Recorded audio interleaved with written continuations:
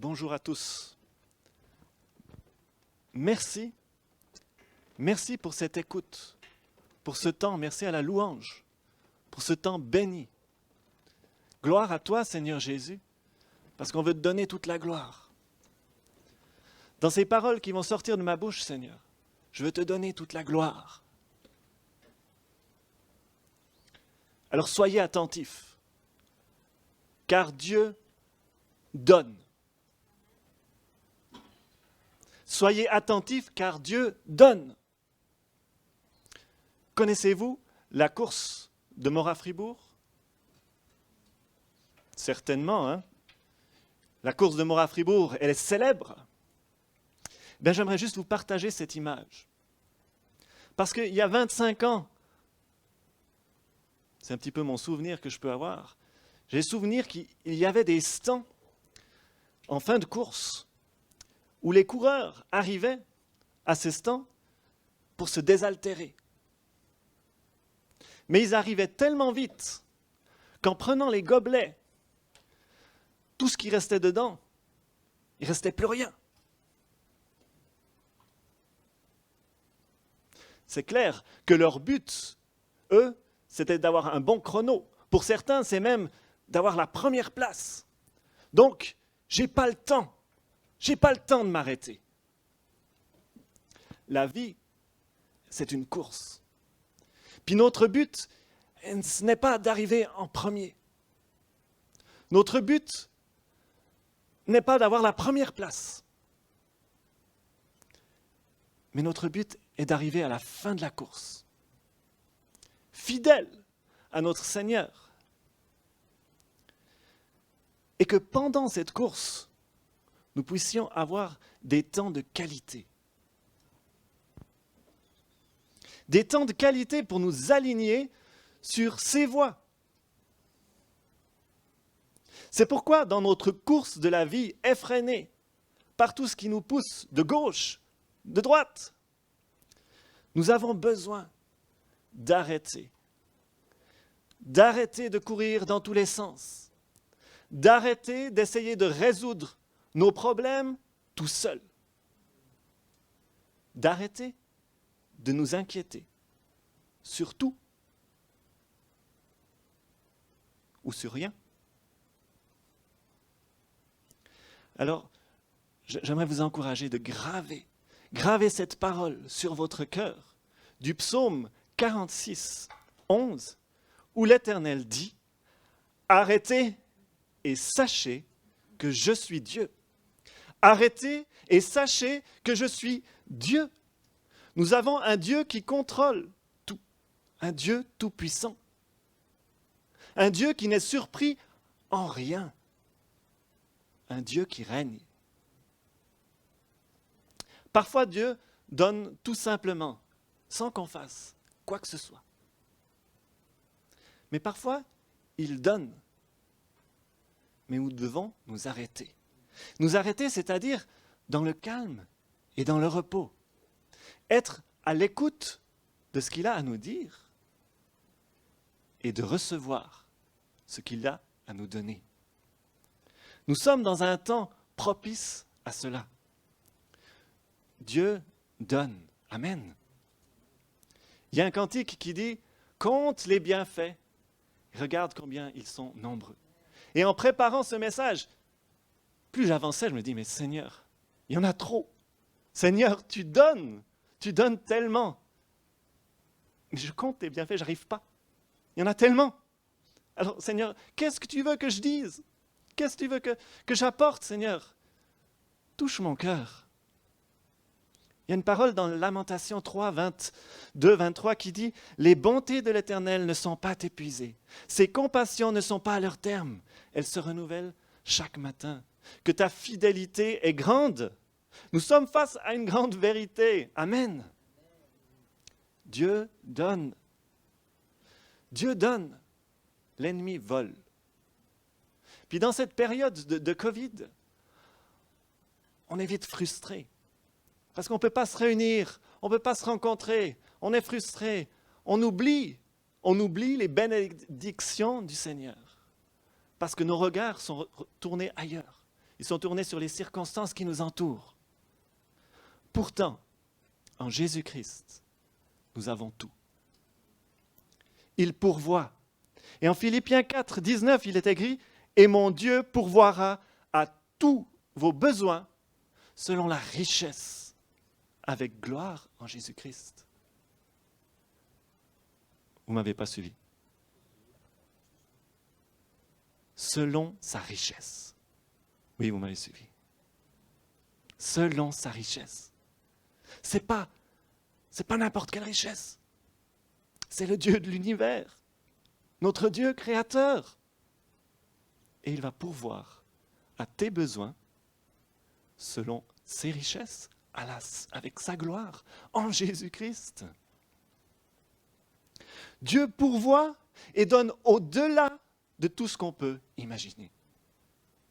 Le roi Salomon se fait réveiller par l'Éternel, qui lui dit « Demande ce que tu veux que je te donne. » Le roi Salomon répond « Accorde-moi sagesse et intelligence pour que je puisse diriger ton peuple. » Et ça a plu à l'Éternel.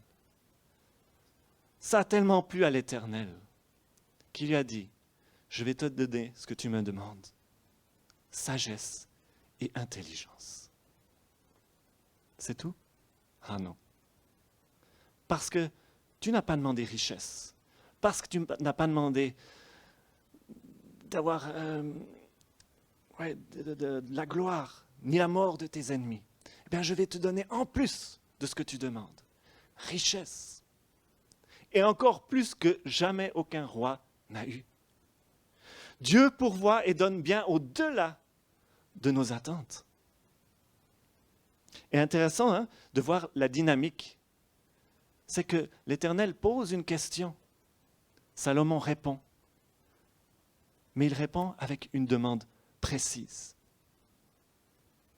Et je vous encourage, chers amis, de demander à Dieu, de oser demander à Dieu des choses précises, en cherchant son cœur, en cherchant à être sur son plan, sur sa volonté, mais d'oser demander des choses précises. Mais pourquoi? Mais pourquoi Dieu donne? Parce que je suis quelqu'un de bien? Parce que j'ai du succès dans ma vie? Parce que je le mérite? Donc si je raisonne de cette façon, ça voudrait dire que si je ne reçois pas de Dieu, c'est que je suis quelqu'un de pas bien, que je n'arrive pas dans la vie et que je ne le mérite pas. Et on est d'accord, on fait fausse route. Pourquoi Dieu donne? La question demeure. Et en préparant, j'amenais mon fils à Wake Up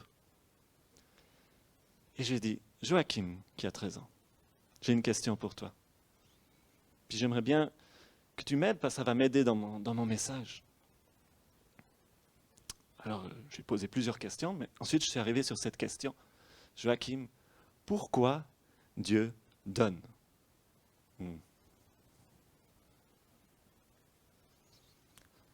Parce qu'il nous aime et qu'on est ses enfants.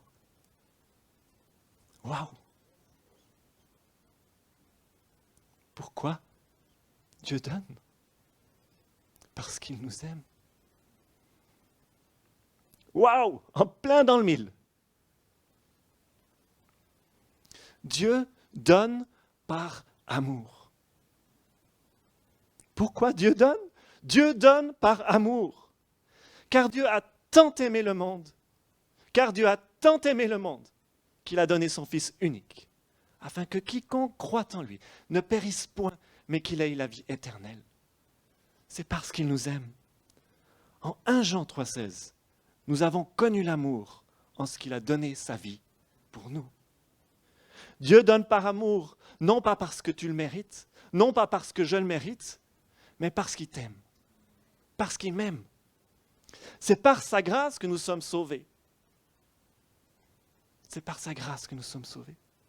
Et c'est uniquement en Jésus-Christ que tu vas trouver ta valeur. C'est uniquement en Jésus-Christ que tu vas trouver ta sécurité. C'est uniquement en Jésus-Christ que tu auras de l'espérance.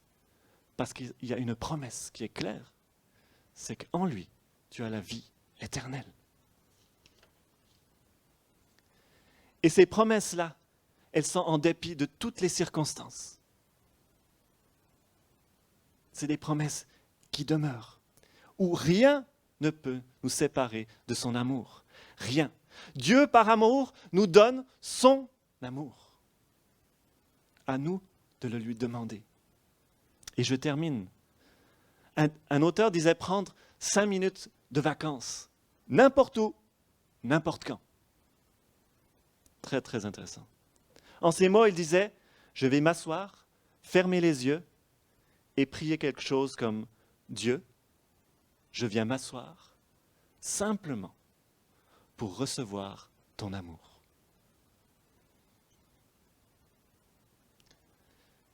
Dieu, je viens m'asseoir dans le calme, simplement pour recevoir ton amour pour moi. 5 minutes. 5 minutes par jour. Peut-être vous faites 1 heure, tant mieux. 5 minutes. Alors j'ai mis en pratique, hier, j'ai mis en pratique ces 5 minutes. Grosse journée, stress, plein de choses dans la tête, à penser, bientôt un rendez-vous, 15 minutes, il me reste.